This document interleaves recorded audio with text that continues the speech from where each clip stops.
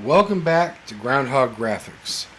In this video, I am going to basically try to get you guys up to date on what I've done.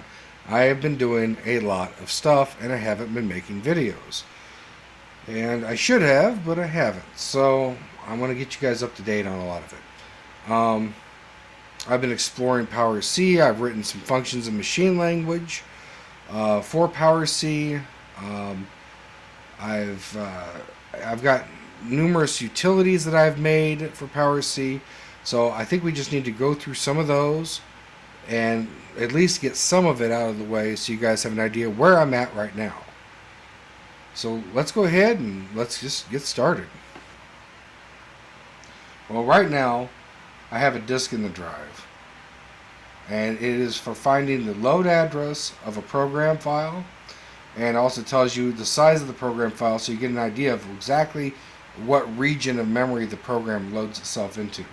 Now that doesn't mean that that's the only memory it uses, but that is at least where it loads into. So if we want to reverse engineer a program, or if we want to re-engineer a program, because I know people call that hacking. I don't really like the word hacking that much, so I prefer to use re-engineer.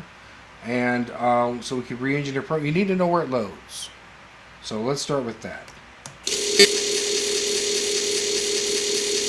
I've written several programs to do this. I was working on some videos, trying to make it work. Test LD is one of them, but I think I'm going to go with my other program, which is load add. LOAD dot sh. So load add. Let's see, without parameters, what does it say? Load address and file size. Okay, no parameters needed. Enter the file name. Let's do load add dot sh. Drive number will be on device 8 right now. And this should show us where load add dot sh actually loads to. So we have a load address of 6144, 1800 hex. File size is 2602 bytes, although I think that's actually 2 bytes off. I think I need to correct that. I think I'm including that load address, which would not be quite accurate. So the file occupies between 1800 and 222A minus 2 bytes. So I'm going to go ahead and actually fix that right now.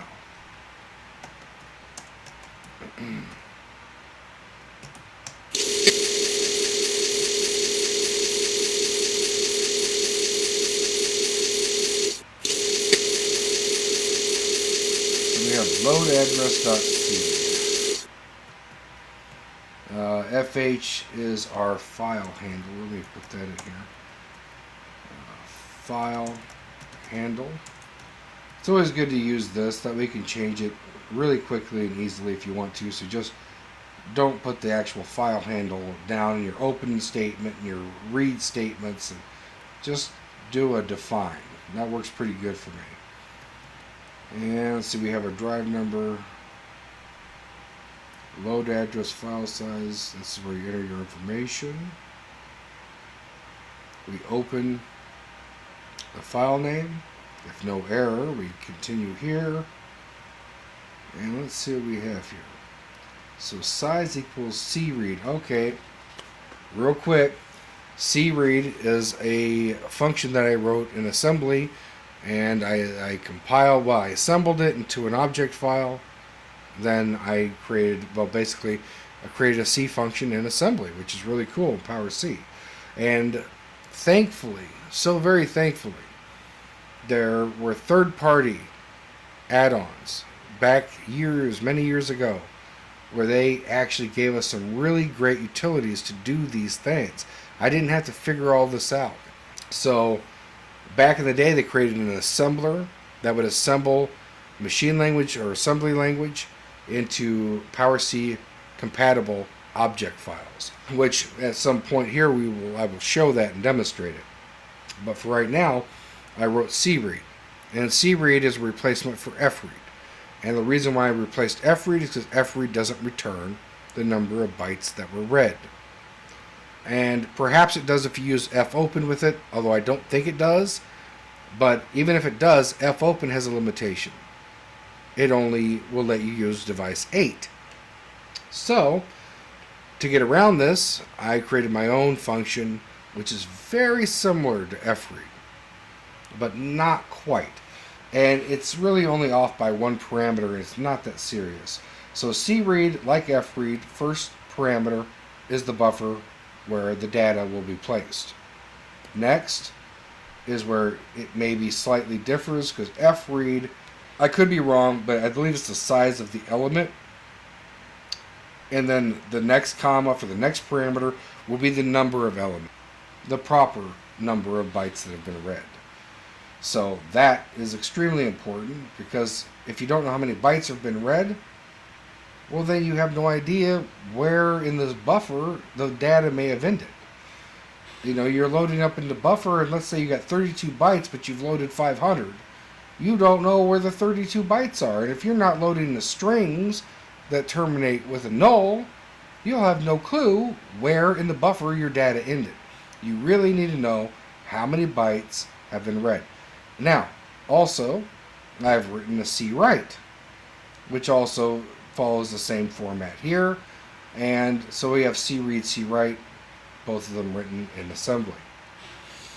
Now, back to this program, what we're doing, if 0 equals fsize, which is file size, that we know at the very beginning here, that if the file size is 0, this is the very first read we've done on this program file.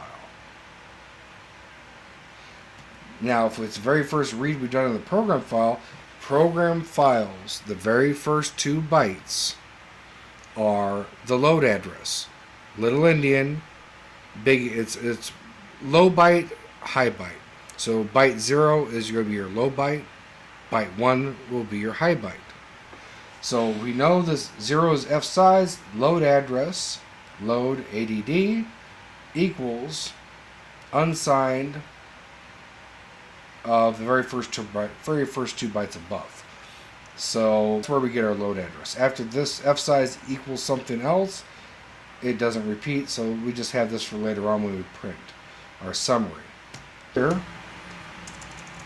and do fsize minus equals 2. There, our correction is now done there. We shouldn't have to worry about this problem. Let's go up here. F2, by the way, pages up. Put, overwrite with the @ symbol, load, add, .c, and I think we'll have better results.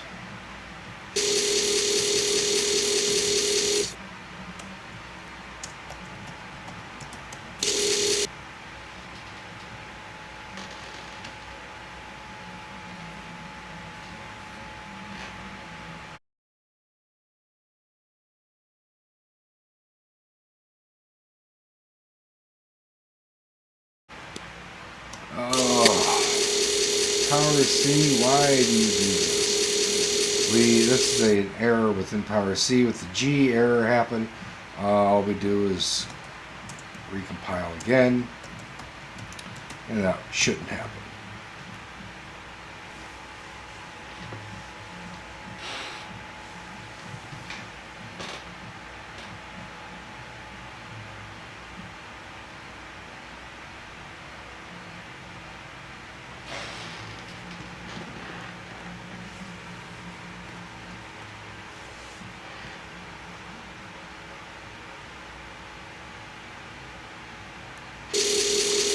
Link.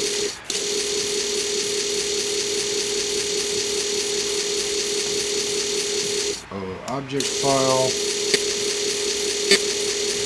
Core files.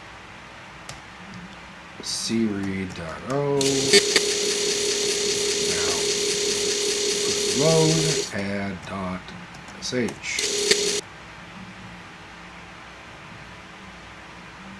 Now I believe we should be in good shape. Let's see, load add, and we'll put shell, drive 9.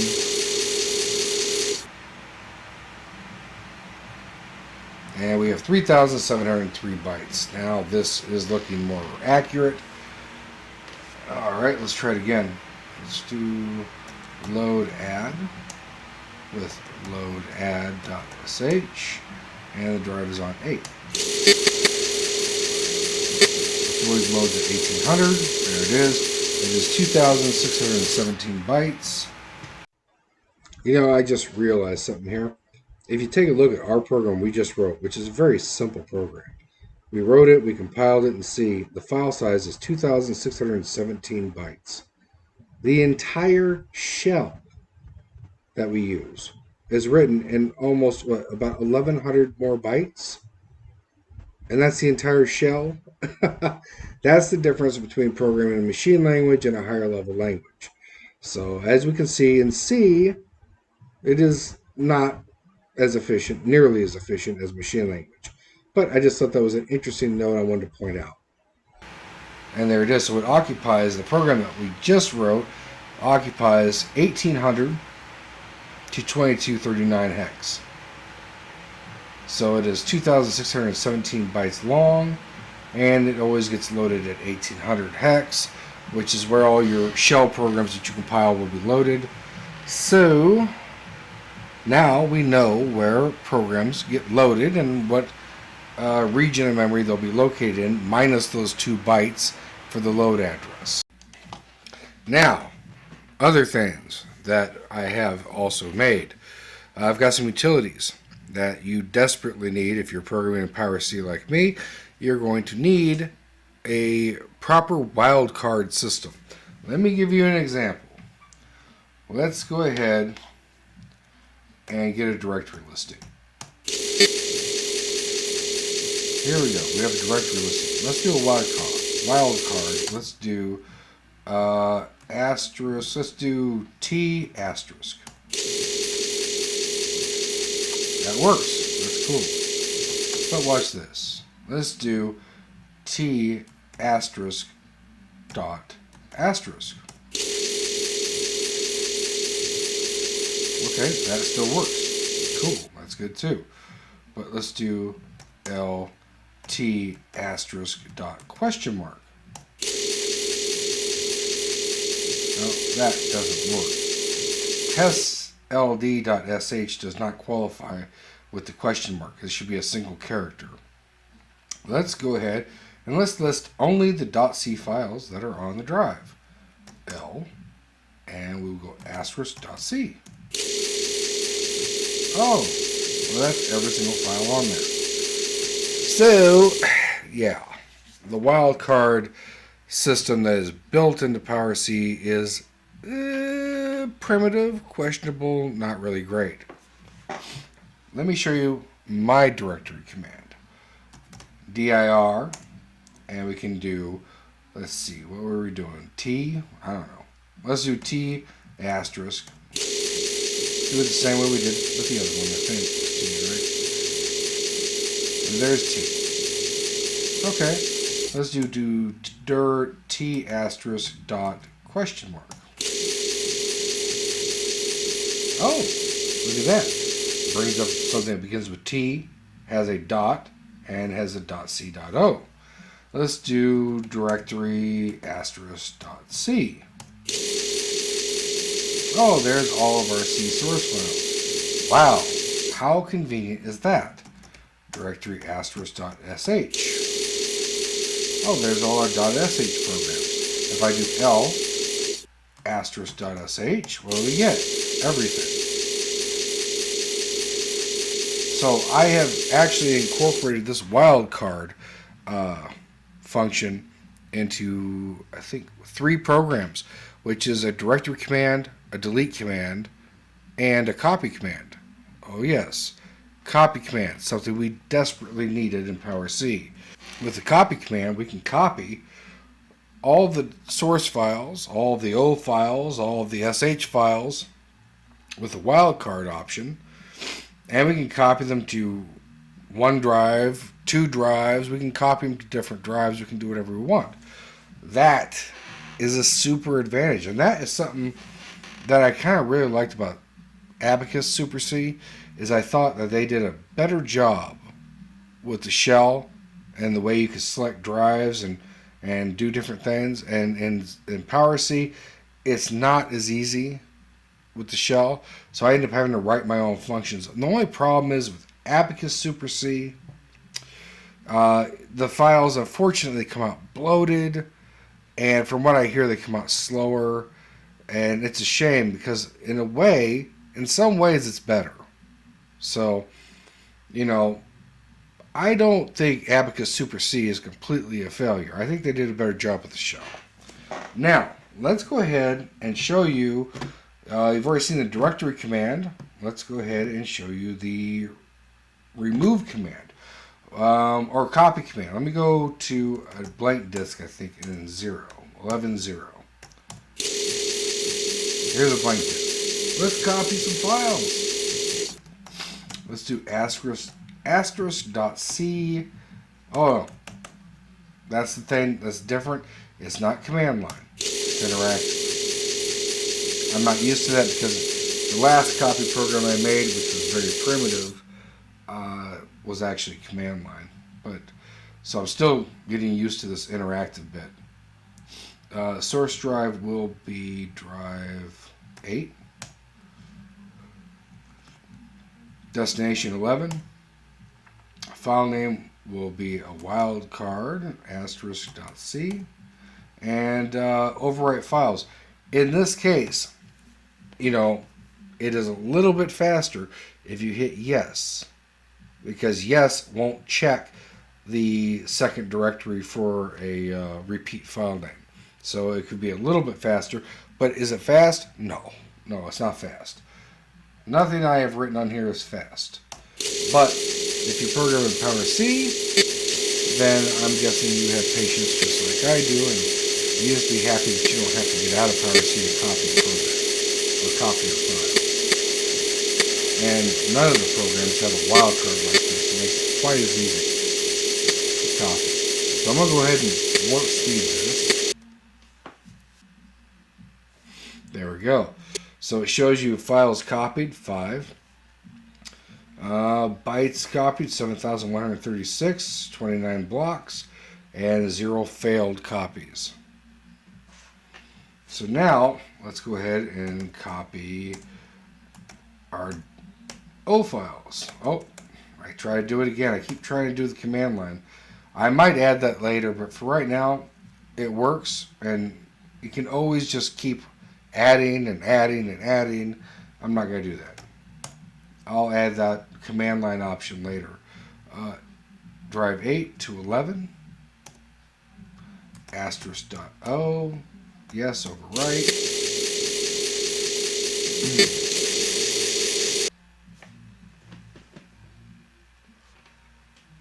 So here we are.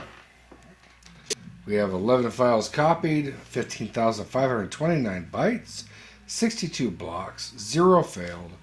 Fantastic. Let's go ahead and check our listing. There you go. So we got .O's and .C's.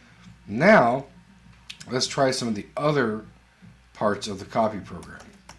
Because copy was a very important command, I had to make sure that it was a bit versatile, because there were several things I needed to do to try to get a bit more organized.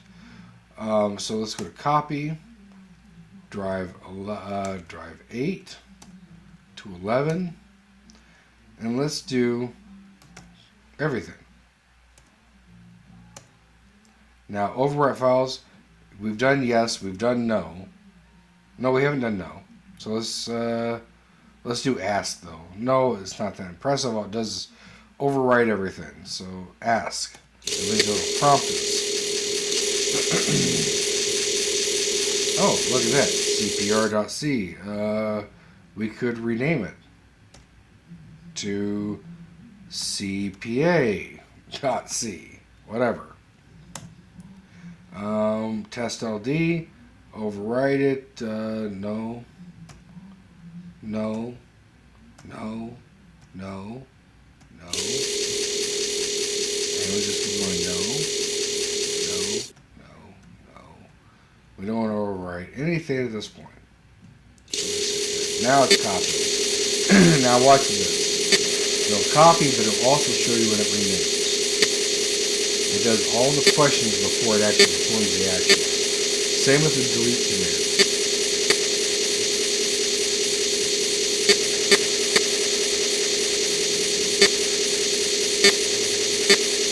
See, copying, and then the new name, CPA.C.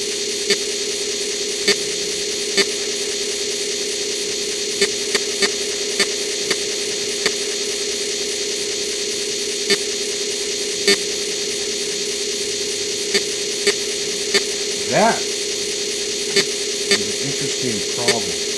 That copying the comma. That comma looks like it threw everything off. And it made everything red, but these are still copying right. It had two errors. Mems.sh. Interesting.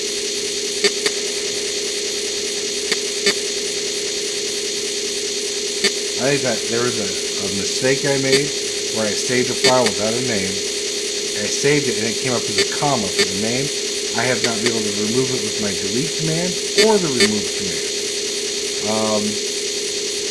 So that little file has caused some problems.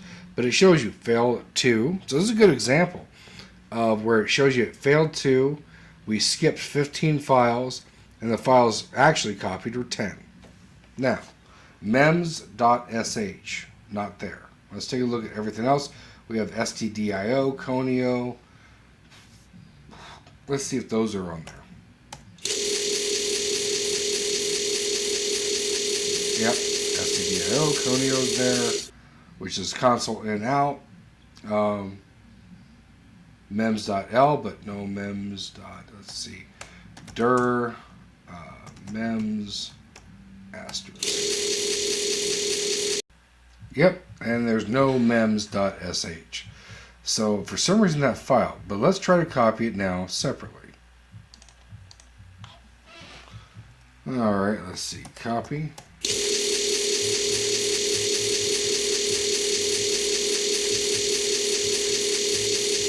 Eight, 11, mems.sh. Asks fine.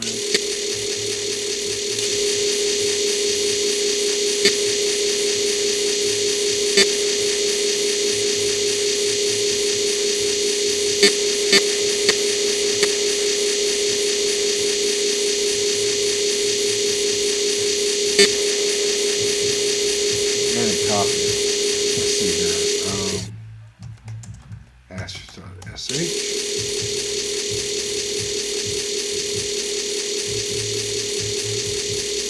And there it is. So, yeah. Okay. I don't know that comma, that file, it's almost like a corrupt file name. That messed things up a little bit.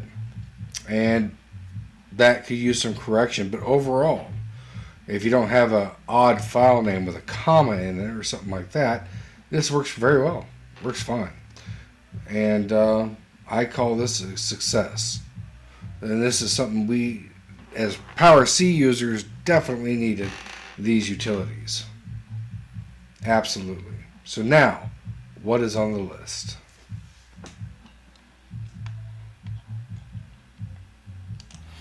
Okay, so here's another command. Sometimes we want to know what is going on in RAM. Well, we need a dump command. And we could do dump 801. Actually, let's take a look at what it says. This one is a command line.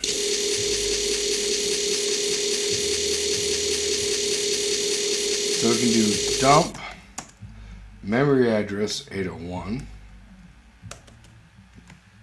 hex, and we can do bytes. We can do, let's say, 8. It tells us what's in memory right now. Dump 801, and let's say we do 512.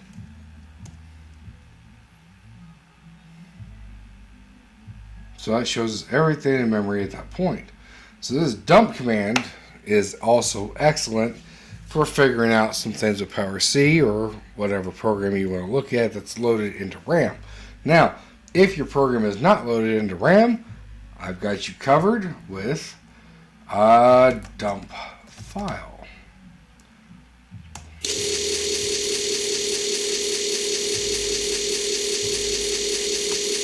So dump file, let's say we go to, let's change our work drive to 90. Dump file, shell, comma P. This one you have to add the comma P. For now, I haven't improved it enough to not have to put the file type. But shell, comma P, and the address can be, well, it doesn't really have to be a start address, but we know it's 801. So this will probably list it in that format. And the length will be, let's say, 100 bytes. See what it does. And it looks like we froze up. What's this? Nope, we didn't. It just was taking a second. So it loaded up to shell, comma P, 801, which did not seem to come through. It went to 1002. Look, could be a little bug. Let's try dump file, shell, comma P, just without anything else. Ah, now it's dumping the entire thing.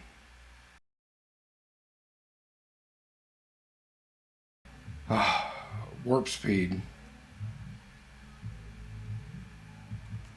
Okay. Let's try dump file, shell, comma P, 801. I put 8 bytes. Let's try dump file, shell, comma P, and let's just put 8 bytes. See if it just does that. No, it does not. So dump file does need some improvement, and I see that now. So I'll have to make some upgrades to that. I've used it before, but apparently I was using it differently. So we got a bit of a failure on that one, but let me show you this. Let's go back to our dump command. Dump 801, 10,000 bytes. Watch this. Let's put it into a file. Mem 801.dat. Now we can read everything from memory, and we can output it. And you can do this with any program on Power C. Output it to a file. The output, instead of going to string, goes to the file. So the entire hex dump is now going to mem 801.dat. Okay, it finished. So now let's go ed for editor, mem 801.dat. 10,000 bytes. It'll take a moment to load. Out of memory. But it still shows some of it. And look at this. Now you can search through the memory contents, up, down, wherever you want to go. As many lines as you want to go. 10,000 was a bit extreme. I don't think I've ever done that before. And I'm surprised it actually did something. That's pretty cool. Look at this. Oh, what's this? Work, sys. Huh. Ain't that something? Disk, move. These are the transient commands. Buy, yeah. You just want to get out of the editor completely, or the shell completely, hit buy. Load, ls, l, rm, move, pr for print, disk, Oh, I don't use the disk command very much. I forgot about that. Work.sys. There's an H command? What? I don't know. Let's see. Let's go here. Quit. H. No. Okay, well, just in case. I thought maybe we found something new. Let's try H. LS. Let's see if it gives us help. No. Okay. Just checking. But yeah.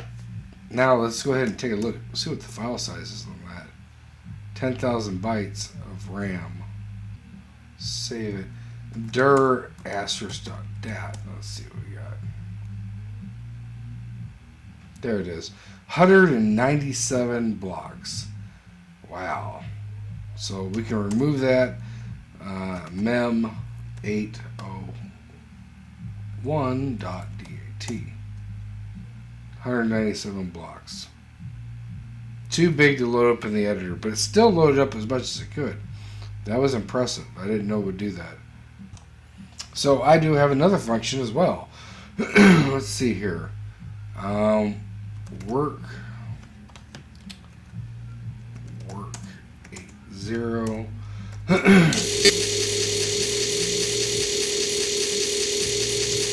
We have dir asterisk sh. Alright, so let's take a look at mem search, which is mems and we can search memory range, a memory range. We can search it for a byte, a string, multiple bytes. Let me give you an example. Let's try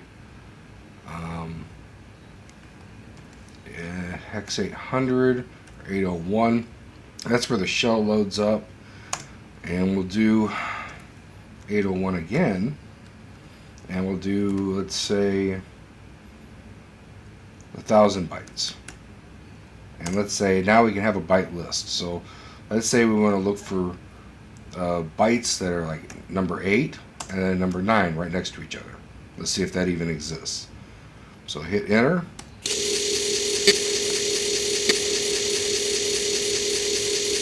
And nothing came up. So let's go ahead and try mems 801. 801 plus 1,000. And let's see if we can find byte number 9, just one. So let's see if we can find a 9. And all these are the memory locations where a 9 was discovered. Let's see about a string. Let's see, 801. 801 plus 1,000. And let's do a -s for string. And then let's see if we can find where it's the sys command is.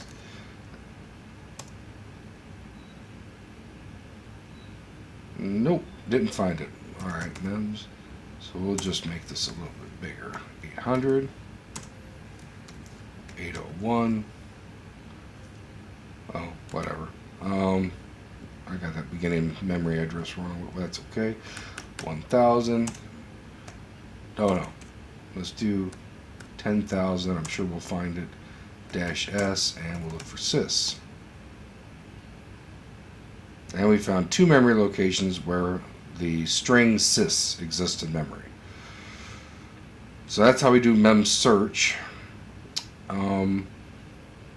Now if we want to do like a practical usage of it, I could do load add. For load address, let's go with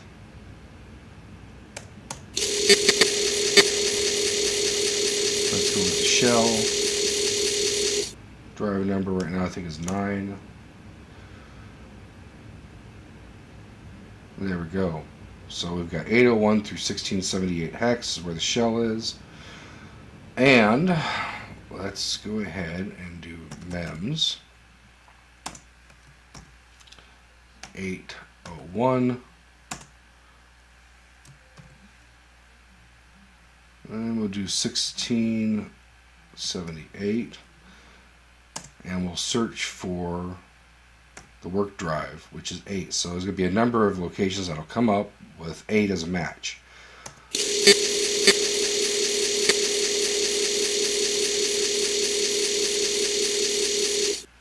So we got 29 matches. Okay, now let's change our work drive. Work drive 9. So now I bet you we'll have one less match. 801, 1678, and search for 8 again. So instead of 29, we have 28 matches. So we know now that somewhere in this memory here where the shell is, it is changing a byte every time we change our work drive. Let's try changing our sys drive to 90. Now let's do it again.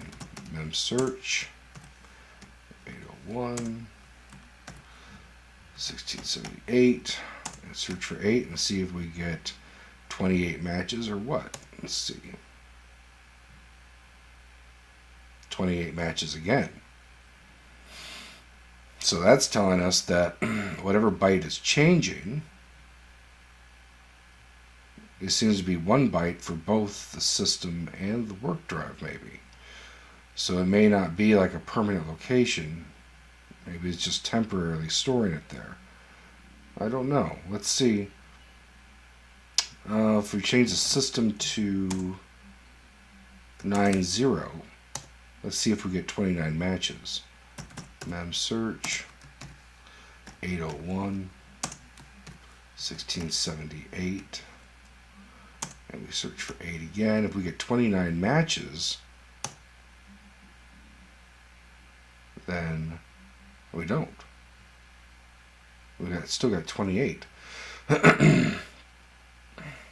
Sys 10-0. That shouldn't make any difference. Sys 9-0. That's where our system disk is. But work is currently on 9. If we did work 8,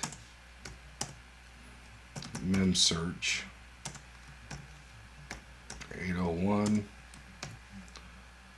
1678, 8. I'm guessing we have 29 matches.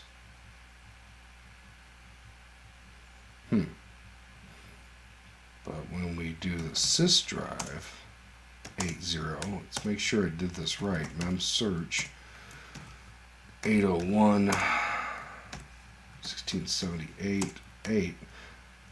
I was hoping we would end up with 30 matches. Let's see. But we still only have 29.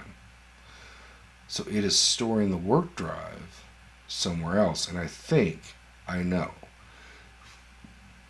I bet you it is storing it in memory location 186. That's my guess right now. Is that its system drive is being stored in 186. And that when we change the system drive, it is definitely not changing it anywhere in the load space for the shell. So, and it does change for the work drive. So these work drive location, the drive number, and the system drive number are being stored completely separate places. So we could figure out now, of course we have this list of memory locations. We have no actual idea where this work drive is really changing because we have this whole list of bytes. What we need to do is one of two things. Either go through, save these bytes to a file, and then go through and manually compare them, which would not be that great, be kind of a pain. Or I can go ahead and make a function or a utility to compare two files, and then find out which line they differ. And that line they differ will obviously be the one that points to the memory address for the work drive. So I think that's an important utility to have. So I'm going to go ahead, I'm going to write that up. And then we'll have a utility to compare two files and give us a difference on a line number. Let's do that. Okay, I've got the comparison tool finished. It took a little while, but now I am ready to hunt down this work drive byte that is in PowerC's main program area. So let's go ahead and start with load address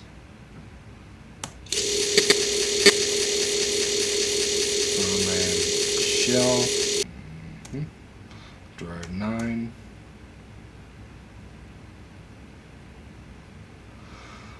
And we have 801.678.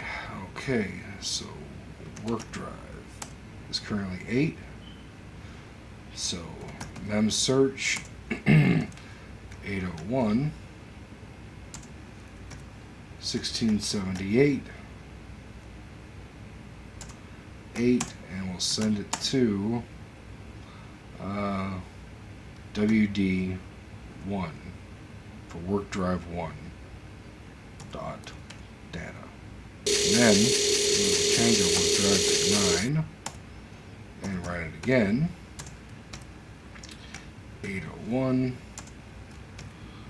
1678 8 work drive 2 dot data.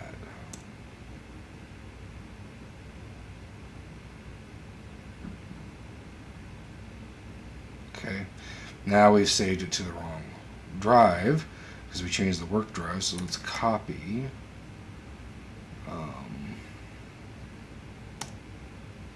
copy it from the system drive on drive 9. Let's copy it back to 8. Although we don't have to. We don't really have to, actually. Let me do FCMP file compare. Work drive 8 FCMP.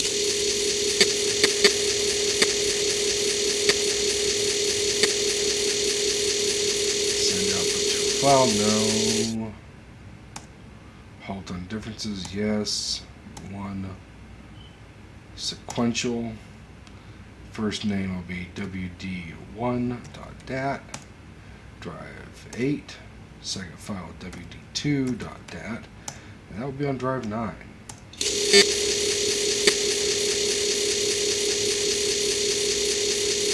Files are the same. Well, let's see here. ed wd1.dat.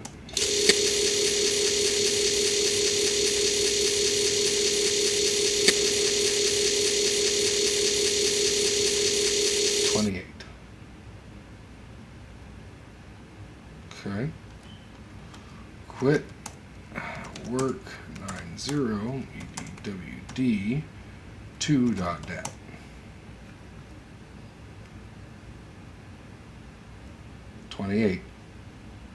They are the same. Why are they the same now? Quit. Mem search. This is odd. This sure wasn't yesterday. 801. Now I'm forgetting how to load add. That threw me off. So work 80. Oh, I think I know. No, I don't. Okay, load add. File shell drive 9. Okay, 801 to 1678. Okay, now, oh, that's why. That is why. I didn't change the drive number, did I? I think that's what it is. I think. Okay, I must have messed up on something. Let's go ahead. Let's see. Work 80.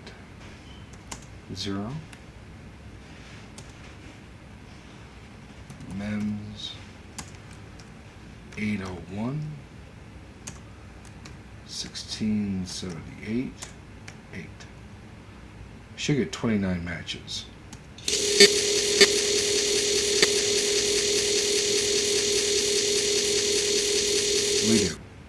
Okay. So let's go ahead and remove wd1.dat.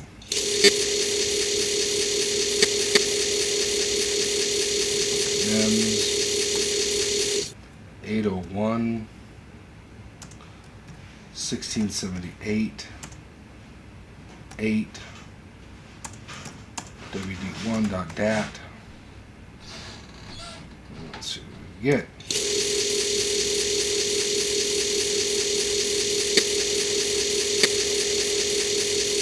Now let's try checking the differences. FCMP.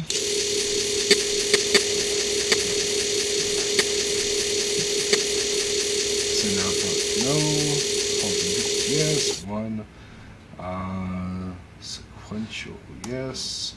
First file is wd1.dat. Drive 8.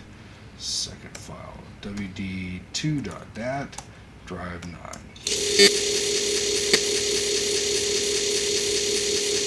There we go. So line 27 is the difference. So in WD1 it's 15CE. WD2 it's not there. So 15CE seems to be our work drive, 5582. Let's try it. Peak 5582.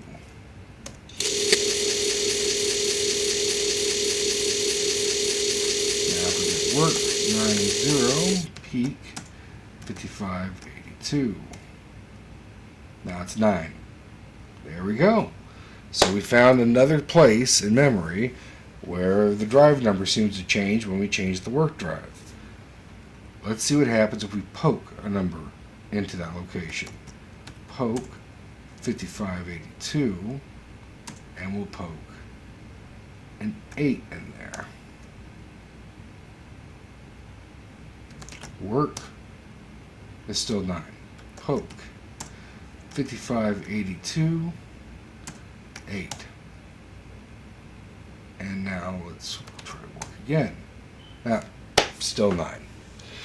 So that I don't know, but I know that memory location 186 is the last drive access. That's even in BASIC. I know that memory area 611 will change with the sys command or the work command. Either one changes that to whichever one was last used. So if I went peak 611, it's 9. If I work 80, peak 611, now it's 8. But it also does it for sys 90, peak 611, and it changes it to 9. So it's not specifically for the work drive. And then now we have another location, 5582, that will also change. So if we do sys 80, peak 5582, will that change it? And it does. So once again, it's not for just the work device. So I'm not exactly sure how PowerC is utilizing these drives, but I have found several locations where drive numbers change. So that's the best we can do for now. But what we do have is a new file compare utility. So we have, let's see, sys, put this back, work 80. And what we have now is FCMP.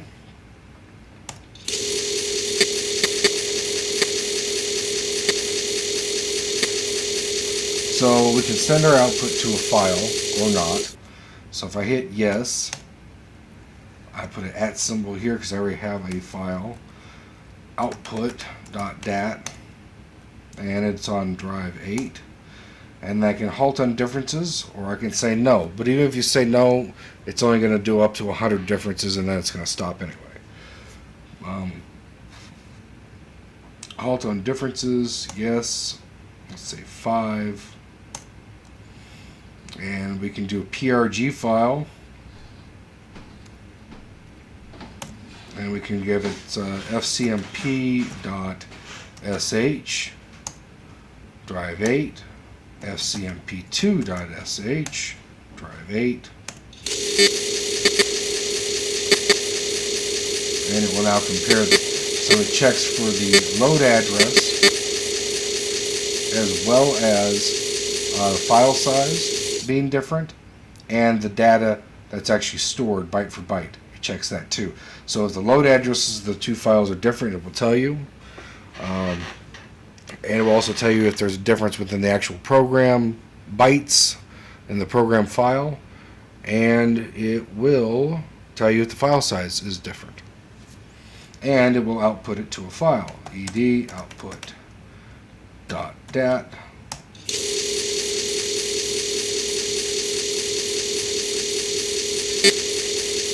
And here it is, what we just saw on the screen. So we had a larger file. With more differences, we could always go into the editor and look at them. Quit this, and then let's see here, FCMP, see if there's anything else we need to cover. Send output to a file, sure. At output.dat, can be anything you want. Drive 8, halt on differences. No. Sequential. First one we'll do wd1.dat. Drive 8, wd2.dat, drive 9.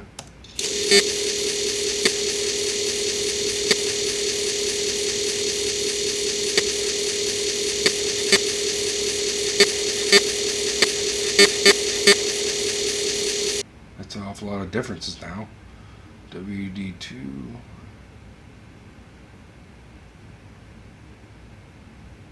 What is this? Doesn't make any sense. Differences, line 7. Different lines are 7. Okay. Let me see here. FCMP. Output to a file, yes. Output file name.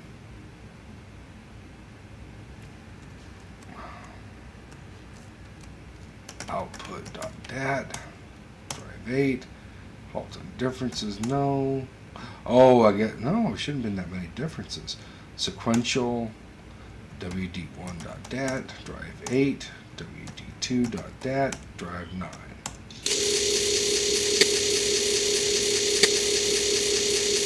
Oh, it may be finding, that's what it's finding. I understand now. Okay, it's finding the different lines, multiple ones, because we didn't stop at the very first difference. After that, every line's going to be different. So that's why a lot of times it's good just to stop in the very first, because everything after that will be out of sync and it won't be a really valid comparison. It'll be just a bunch of miscellaneous information miscellaneous things. It doesn't matter just because it's not synchronized. So that's why we have 7 differences. But actually the first difference is the only one we're interested in. So ed output .dat, and the very first one will be that memory location that yep, here it is. So WD1 is 15CE and WD2 is not. So that means WD1, this is the memory location where the work drive changes. Then all the rest of this, just because the lines aren't synchronized anymore, and it's just comparing line by line. So that's why we ended up with 7 different lines. I don't know what this number is though. Oh, well, total match is 20. Oh, this must be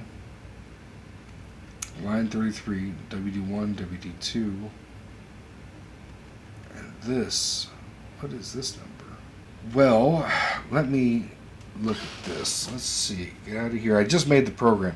So is it bug free? No. Let's see. But it doesn't show that here. Why does it show that number there? ed output.dat.